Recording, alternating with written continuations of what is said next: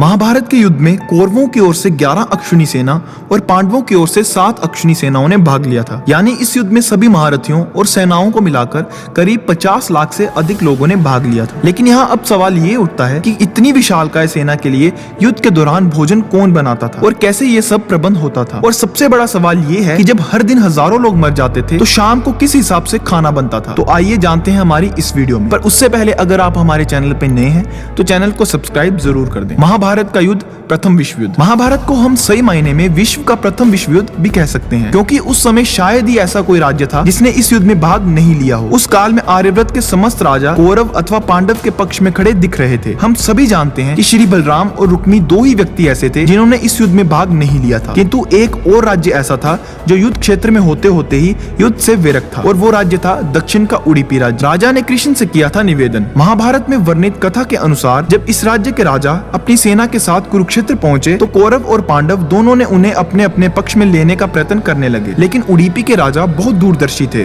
उन्होंने श्री कृष्ण से पूछा, हे माधव, दोनों ओर से जिसे देखो युद्ध के लिए आतुर दिखता है, किंतु क्या किसी ने सोचा है कि दोनों ओर से उपस्थित इतनी विशाल सेना के भोजन का प्रबंध कैसे होगा। इस पर भगवान श्री कृष्ण ने कहा, महाराज, आपकी सोच बिल्कुल सही है। आपकी इस बात से मुझे प्रतीत होता है आपके पास इसकी कोई योजना है।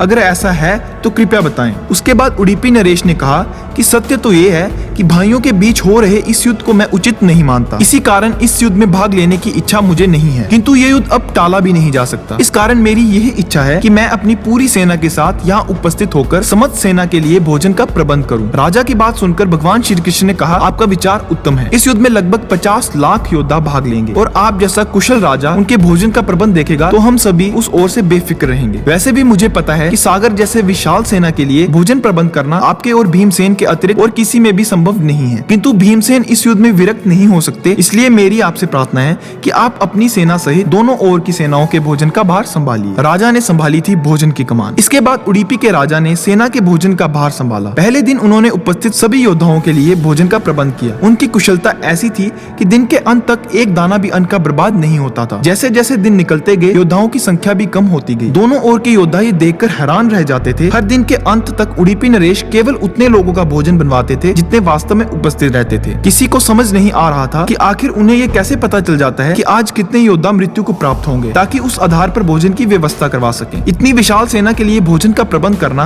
अपने आप में ही एक आश्चर्य था, और उस पर भी इस प्रकार की अन्न का एक दाना भी बर्बाद ना हो, जो कि किसी चमत्कार से कम नहीं था। आखिरकार जब 18वें दिन युद्ध समाप्त हुआ और पांडवों की जीत हुई, अपने राज्य अभिषेक के दिन आखिरकार युधिष्ठिर ने उडुपी राजा से पूछ ही लिया कि समस्त देशों के राजा हमारी प्रशंसा कर रहे हैं कि किस प्रकार हमने कम सेना होते हुए भी हमने उस सेना को परास्त किया जिसका नेतृत्व पितामह भीष्म, गुरु द्रोण और हमारे भ्राता जैसे महारथी कर रहे थे। लेकिन मुझे लगता है कि सबसे अधिक प्रशंसा के पात्र आप हैं, जिन्होंने न केवल इतनी विशाल सेना के लिए भोजन का प्रबंध किया, बल्कि ऐसा प्रबंध किया कि एक दाना भी अन्न का व्यर्थ नहीं गया। मैं आपसे इसका रहस्य जानना चाहता हूँ। उडुपी राजा ने बताया रहस्य। अपने जवाब में उडुपी नरेश ने कहा कि सम्राट, आपने जो इस युद्ध में विजय पाई है उसका श्रेय किसे देंगे। इस पर सम्राट ने कहा, श्री कृष्ण के अतिरिक्त इसका श्रेय और किसी को नहीं दिया जा सकता। अगर वह नहीं होते तो कौरव सेना को हराना असंभव था। तब उडुपी राजा ने कहा कि महाराज, आप जिसे मेरा चमत्कार कह रहे हैं वो भी श्री कृष्ण का ही प्रताप है। ऐसा सुनकर वहाँ उपस्थित सभी लोग हैरान हो गए। तब उडुपी राजा ने इस रहस्य से पर्दा उठाया और बताया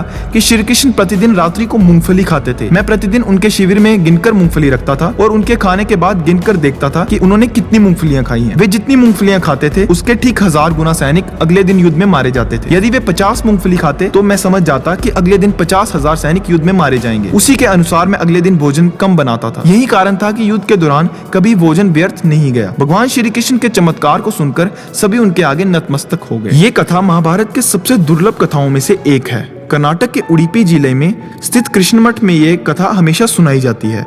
ऐसा माना जाता है कि इस मठ की स्थापना उडुपी के सम्राट द्वारा ही करवाई गई थी, जिसे बाद में श्री माधव आचार्य ने आगे बढ़ाया। आशा करता हूँ आपको आज की हमारी वीडियो अच्छी लगी हो। अगर वीडियो अच्छी लगी हो तो इस वीडियो को लाइक जरूर कर दें।